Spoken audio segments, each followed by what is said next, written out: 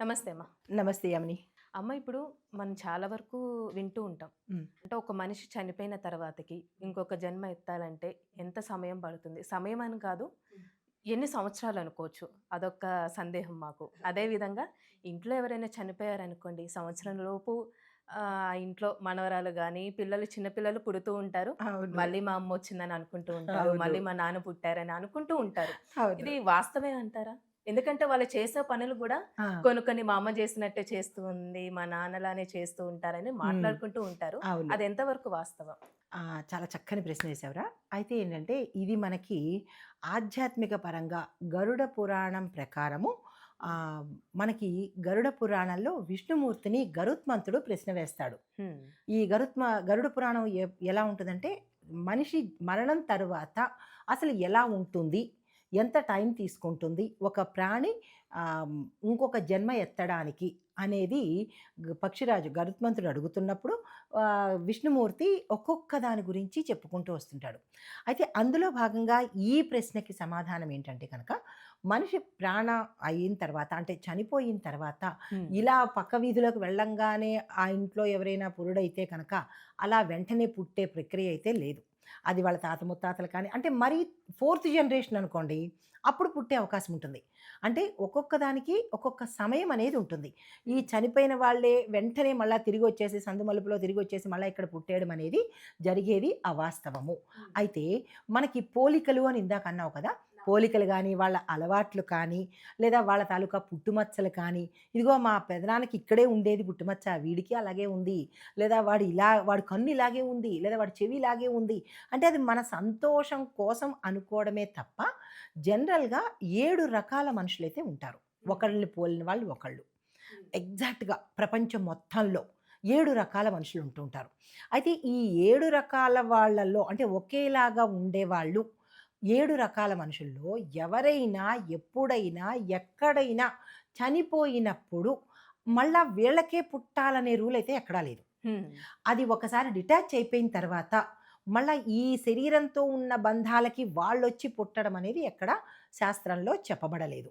అయితే ఎప్పుడు పుడతారు అంటే కనక, దానికి రుణానుబంధం ఏదైనా ఉంటే కనుక, అప్పుడు ఆ రుణం తీర్చుకోవడం కోసం పుట్టొచ్చు.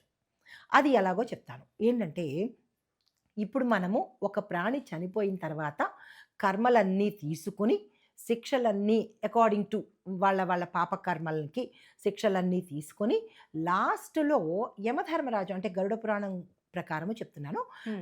యమధర్మరాజు దగ్గరికి ప్రవేశపెట్టబడినప్పుడు ఈ ప్రాణిని అడుగుతారనమాట. అంటే ఈ ఆత్మని అడుగుతారు. అప్పటికి పరిశుద్ధమైపోతుంది. శిక్షలన్నీ ముగిసిపోతాయి. అంతా అయిపోతుంది. అప్పుడు ఏ జన్మ ఎత్తాలి అనేది యమధర్మరాజు నిర్ణయిస్తాడు. ఇంకా అన్ని జన్మలు అయిపోయిన తర్వాత మానవ జన్మ దగ్గరికొచ్చేటప్పటికి ఈ కర్మల్ని బట్టి అక్కడ అడుగుతాడు. ఇందులో ఏ దేవుడి ప్రమేయము లేదు.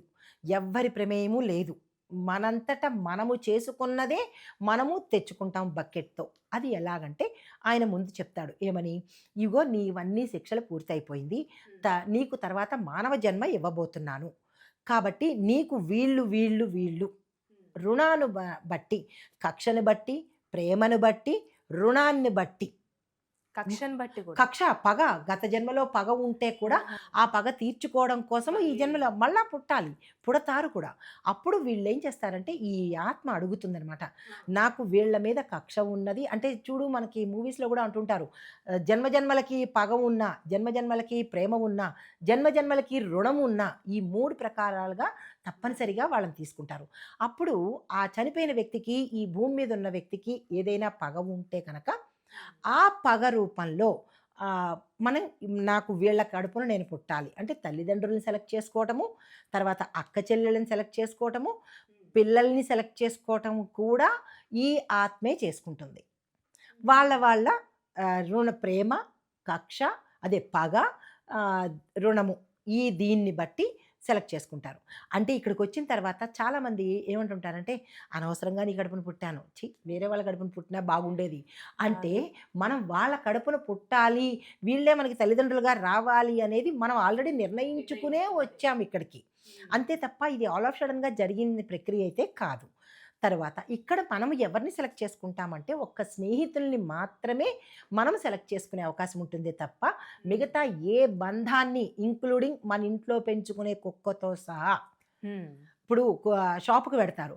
అక్కడ వెళ్ళిన తర్వాత అన్ని కుక్కల్లోనూ మనకి ఏదో ఒక మాత్రమే నచ్చుతుంది. అంటే ఆ కుక్కకి, మనకి రుణము ఎంతకాలం ఉంటుందో దాన్నే సెలెక్ట్ చేసుకొని తెచ్చుకుంటాము. అంతే తప్ప అన్నిటి మీద మనసు వెళ్ళదనమాట. అలాగే పగ కూడా మనం వీళ్ళ కడుపున పుట్టాలి అని అనుకున్నప్పుడు ఈ అంటే కొడుకుగా పుట్టేటప్పుడు కొడుకు 3 రకాలు. ఒకటి రుణం తీర్చుకోవడం కోసం పుట్టేవాడు. రెండోది సేవ కోసం పుట్టేవాడు. మూడోది కక్ష తీర్చుకోవడం కోసం పుట్టేవాడు. అంటే అంటే ధనము తీర్చుకోవడం కోసం, ధనం రుణం తీర్చుకోవడం కోసం. మాకు కొడుకులు పుట్టేశారు. చాలామంది తెగ కొట్టేసుకుంటూ ఉంటారు. అబ్బా! మాకేమి అంతమంది పిల్లలు మగ పిల్లలే నాకు అందరూ అని గొప్పగా చెప్పుకుంటారు. కాదు. వాళ్ళు ఎంతో కర్మైనా చేసి ఉండాలి. చెడు కర్మైనా చేసి ఉండాలి. కక్ష అయినా ఉండి ఉండాలి. రుణమైనా ఉండి ఉండాలి. అయితేనే మగ పిల్లలు పుడతారు. ఆ! ఈ విషయం మాత్రం చాలా జాగ్రత్తగా తెలుసుకోవాలి మీరు. అయితే ఇది మీరు గమనించే ఉంటారు. మా అబ్బాయి పుట్టాడు, నా ఆస్తంతా నాశనం చేశాడు అంటారు. అక్కడికి ఆ రుణాన్ని ఆ పిల్లవాడి ద్వారా పోయింది. తర్వాత వీడు పుట్టిన దగ్గర నుంచి నాకు శత్రువులా ఉన్నాడు. ఇంట్లోంచి వెళ్ళిపోతే బాగుండు వీడు అంటారు. అంటే గత జన్మలో వీళ్ళిద్దరికీ వైరం ఉంది. అందుకని ఆ వైరం తీర్చుకోవడం కోసం ఉండి తర్వాత వెళ్ళిపోతాడు. తర్వాత నాకు 4 మగపిల్లలు పుట్టారు. అందులో ఒకడు మాత్రమే నన్ను చూస్తున్నాడు. మిగతా వాళ్ళందరూ చెట్టుకి పుట్టకి వెళ్ళిపోయారు. ఎవరి మటుకు వాళ్ళు ఫారెన్ వెళ్ళిపోయారు అంటుంటారు పేరెంట్స్. అంటే వాళ్ళందరికీ రుణము తక్కువుంది. ఈ పిల్లవాడు సేవ చేసుకోవడం కోసం పుట్టినటువంటి పుత్రుడన్నమాట. ఇలాగా మనము ఆ ఆత్మ ఏం చేస్తుందంటే నాకు వీళ్ళు కావాలి అని చెప్పి బకెట్లోంచి తెచ్చుకొని వస్తామన్నమాట. బకెట్ అంటే మనం నిత్యకృత్యం బకెట్ కాదు. మన కర్మ అనే బకెట్ని తెచ్చుకొని ఇక్కడికి వచ్చి వాళ్ళకి ఎంతవరకు రుణం ఉంటామో అంతవరకు మనకి తల్లిదండ్రులతో ఉంటాము. తర్వాత అక్క చెల్లెళ్ళు, అన్నదమ్ములు కూడా వీళ్ళకి కూడా ప్రేమ ఉంటుంది, కక్ష ఉంటుంది, రుణము ఉంటుంది. దీనికి ఒక ఉదాహరణ చెప్తాను. ఇప్పుడు కొంతమంది ఆడపిల్లలు కానీ, మగపిల్లలు కానీ, ఆ అన్నదమ్ములకు గానీ, అక్క చెల్లెలకు గానీ పెళ్ళయ్యే వరకు వీళ్ళు పెళ్లి చేసుకోరు. అవును. గమనించి ఉంటారు. చాలా కుటుంబాల్లో సాక్రిఫైస్ చేస్తారు. నా చెల్లెలకి, నా తమ్ముడికి అయితేనే గానీ నేను చేసుకోను అని అక్కలు అంటారు. అలాగే మగపిల్లలు కూడా మా వాళ్ళందరికీ అయితే గానీ చేసుకోను అంటారు. అంటే ఏంటంటే ఇక్కడ త్యాగం చేసి వీళ్ళ పని అంతా వీళ్ళు చేసిన తర్వాత అంటే వీళ్ళ పెంపకం కానీ, వీళ్ళకి డబ్బులు పెట్టడం కానీ, వీళ్ళ రుణమంతా తీర్చుకునే వరకు వీళ్ళ కోసము అలాగే అంటే వీళ్ళ కోసం పుడతారనమాట అన్నదమ్ముల కోసం. అయితే అలాగే కక్ష ఉన్నా కానీ కూడా చిన్నప్పటి నుంచి కూడా రైవల్టీ తెలుస్తుంది. అన్నదమ్ములిద్దరికీ పడిచావట్లేదండి అంటారు. అక్క చెల్లెలిద్దరూ పడట్లేదండి అంటారు. దూరం అయిపోతారు. అంటే ఏ కర్మైనా సరే, ఏ బంధమైనా సరే మనకి రుణంతోనే కిందకొస్తాము.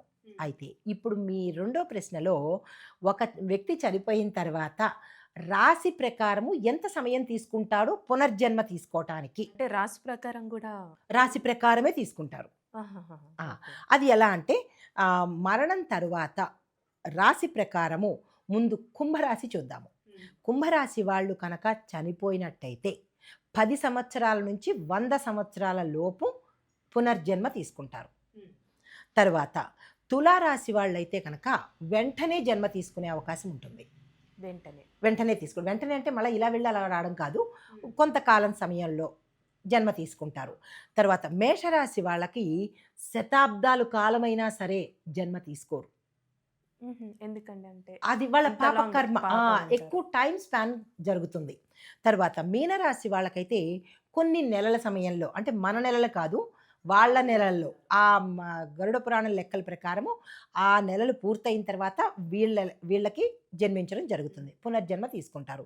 తర్వాత మకర రాశి వాళ్ళైతే రోజుల్లోనే జన్మ తీసుకుంటారు. సపోజ్ అంటే ఈ రాశుల వాళ్ళు ఎవరైనా చనిపోతే ఈ సమయంలో మళ్ళా పునర్జన్మ తీసుకుంటారు. అయితే వృషభ రాశి వాళ్ళైతే వెంటనే పునర్జన్మ తీసుకుంటారు. వెంటనే అంటే వాళ్ళ కాలక్రమం తీరిపోయిన వెంటనే అని అర్థం అనమాట. తర్వాత వృశ్చికం వాళ్ళైతే వృశ్చిక రాశి వాళ్ళు చనిపోతే 100 సంవత్సరాలు కరెక్ట్గా 100 సంవత్సరాలు అయ్యాక జన్మ తీసుకుంటారు. తర్వాత కన్యా రాశి వాళ్ళు 25 సంవత్సరాల తర్వాత జన్మ తీసుకుంటారు. 25 సంవత్సరాలు. 25 సంవత్సరాలు వాళ్ళు అలా తిరుగుతూ ఉండవచ్చారన్నమాట. ఆహా! తర్వాత ధనస్సు రాశి వాళ్ళు కూడా వెంటనే పునర్జన్మ తీసుకునే అవకాశం ఉంటుంది. తర్వాత సింహరాశి వాళ్ళు శతాబ్దాల కాలంగా సంచారం చేస్తూనే ఉంటారు.